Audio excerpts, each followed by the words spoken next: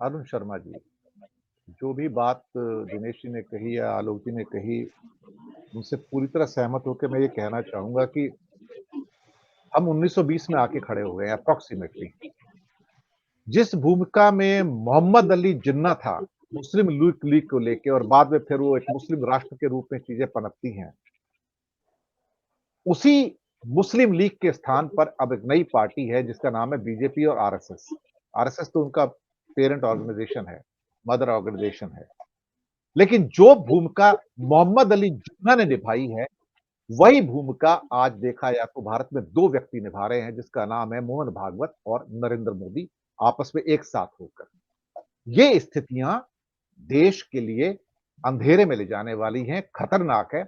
ये देश में एक और विभाजन के बीज डाल रही हैं। जैसे कि अभी बात निकली है, दक्षिण से एक बात निकल के आई है और लोगों ने बात करनी शुरू कर दी है कि दक्षिण के रिसोर्सेज सारे के सारे नॉर्थ इंडिया के अंदर ट्रांसफर किए जाते हैं। ये बात सही है कि एग्जाम्पल के तौर पे कर्नाटक या तमिलनाडु अगर 100 पैसे देते हैं तो केंद्र से उनको वापस 40 पैसे मिलता है। बिहार 25 पैसे देता है लेकिन 100 पैसे वापस मिलते हैं। यूपी 50 पैसे देता है लेकिन 125 पैसे वापस मिलता है उसको। तो इसका मतलब है कि कहीं ना कहीं एक पैरासाइट वाली स्थितियां आ रही हैं कि तुम कमाओगे, खर्चा करेंगे हम। हालांकि निर्मला सीतारमन ने ये कहा कि साउथ वाज बेटर एंड वहां एजुकेशन अच्छी है, अवेयरनेस अच्छी है, वहां इंफ्रास्ट्रक्चर अच्छा है, सड़कें अच्छी थी, पानी अच्छा था, लोग जीनियस थे, लोग फॉरेन जाते थे और आंध्रा से लोग, बड़ा लंबा इंटरव्यू है निर्मला सीतारमन का। तो वो काफी उनको एडवांटेजेस पहले से थी क्योंकि वो पढ़े लिखे ज्यादा थे। लेकिन कहती वो बात सही है कि वहां पे रिसोर्सेज ज्यादा है, पैसा ज्यादा है, टैक्सेस ज्यादा देते हैं, लेकिन हमें बंटवारा ढंग से करना पड़ेगा। ढंग से मतलब ये है कि तुम कमाते रहो और हम देते रहो।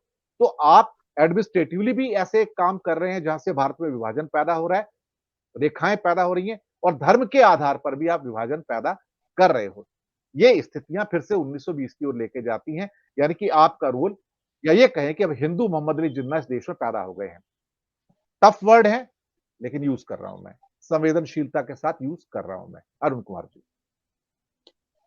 जी सर, आपने जितनी भी बातें कही हैं मैं उससे पूरी तरह सहमत हूं और मैं ये कहना चाहता हूं कि ये जो डिफरेंस है इसकी शुरुआत कहां से होती है। इसकी शुरुआत होती है सामाजिक ताने बाने से, इसकी शुरुआत होती है राजनीतिक ताने बाने से, भौतिकता से। मुझे याद है 92 में दिल्ली में जब दंगा हुआ तो मेरी ड्यूटी भी सीलमपुर में लगी थी और मुझे रसद बांटने के लिए वहां भेजा गया था। उससे पहले मेरी नेम प्लेट उतार ली गई थी। तो मेरे जहां मैं रहता हूं वहां पर बहुत सारा एरिया घिरा हुआ है हमारे भाइयों से। उसमें उस्मानपुर है, सीलमपुर है, खुरेजी है, त्रिलोकपुरी, कल्याणपुरी। अभी जब ये 22 तारीख को रामलला जी का प्राण प्रतिष्ठा था तो एक गली के इधर भंडारा लगा हुआ था और गली के दूसरी तरफ सूनापन था। मैं याद कराना चाहता हूं आपको, जब हमारे हिंदू भाई जब शहरी होती थी या जब रोजा खुलता था तो रोजा प्रबंध जो करते थे खाने पीने का वो ज्यादातर हिंदू लोग करते थे। और शाम को जब उनका रोजा खुलता था तो उनको बधाई देते थे कि अल्लाह करे ये रोजा आपको माफिक आए और इसका सबब आपको मिले। सर, अब बधाई की बात तो छोड़ दो, अब तो हम डरते हैं कहीं हमें कोई दोस्त ना मिल जाए। मेरे तो बहुत मुसलमान दोस्त हैं, एक नहीं है, करीब 25-30 नाम गिना सकता हूं। तो ये समस्या जितनी मुझे झेलनी पड़ती है पर्सनली, वो शायद हो सकता है कम लोगों को झेलनी पड़ती हो। और मेरा उनसे इत्तेफाक बहुत है, प्रेम बहुत है। अब अचानक उस प्रेम को कैसे मैं लटकन झटकन भटकन में डाल दूं या मैं हड़काने का कार्यक्रम शुरू करूं, क्यों करूं, वो मेरी समझ से बाहर है। और ये जो एकदम सामने सामने भेद दिखाई दे रहा है, ये क्यों दिखाई दे रहा है? क्योंकि जो शिक्षा दी गई है, आप उसको मदर कहते हैं उनकी, बीजेपी की, आरएसएस को मैं उनका पिता कहता हूं और बीजेपी उनका पुत्र है। तो तो पुत्र कहना किसका मानता है? अपने पिता को। मां को हो सकता है वो एक बार ना भी कहना माने तो मां उसकी शिकायत नहीं करती, पर पिता अगर का कहना नहीं मानेगा बेटा उसका, तो वो उसको दंड भी देगा। तो ये जो डंडा है ये असल में आरएसएस का है। सामाजिक ताने बाने में अगर आज भी देखें तो मैं अपना टू व्हीलर व्हीकल हो, चाहे मेरी गाड़ी हो, या मेरे और कोई मैकेनिकल काम हो, या छोटी छोटी चीजों की जो दिनचर्या में मुझे जरूरत पड़ती है, तो मुझे निर्भर रहना पड़ता है। ये ताना बाना ऐसा है, इसको अलग किया नहीं जा सकता, पर इसको अलग करने की कोशिश की जा रही है और वो असफल है। धरातल पर जब आप जाएंगे, जितनी दुश्मनी ये फैला रहे हैं उतनी दिखाई नहीं देती। धरातल पर जो बहुत छोटे एरिया हैं वहां पर तो लोग डिपेंडेंट है सर एक दूसरे के।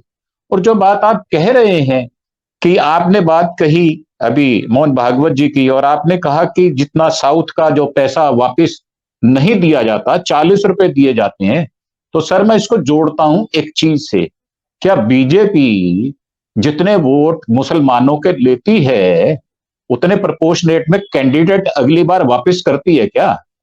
कभी वापस नहीं करती, एक भी कैंडिडेट वापस नहीं करती। आप देखें बीजेपी को कितने मुस्लिम वोट मिलते थे, क्यों मिलने बंद हुए? क्यों? क्योंकि अब्दुल पंक्चर वाले को टाइट कर दिया गया है। ये टाइटनेस बढ़ रही है।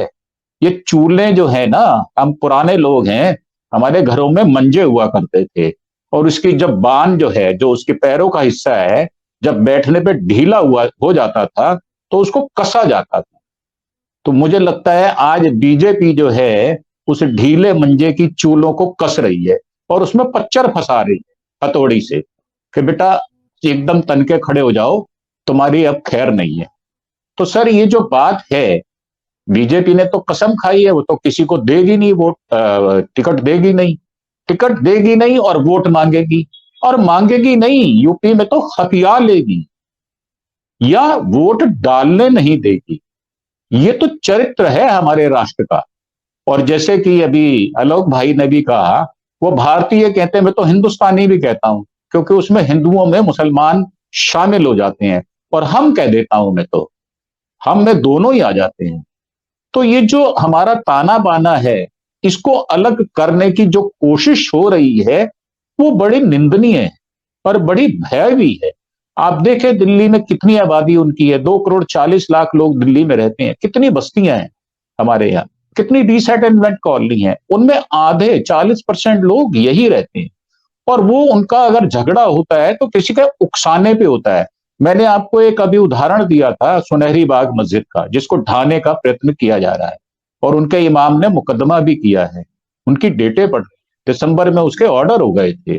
तो सर ये जो बातें हैं ये सारी सर्वविदित हैं और सब समझ रहे हैं इनके एजेंडे को, पर ये एजेंडे में कामयाब हो पाएंगे, ये शंका वाली बात है। जी।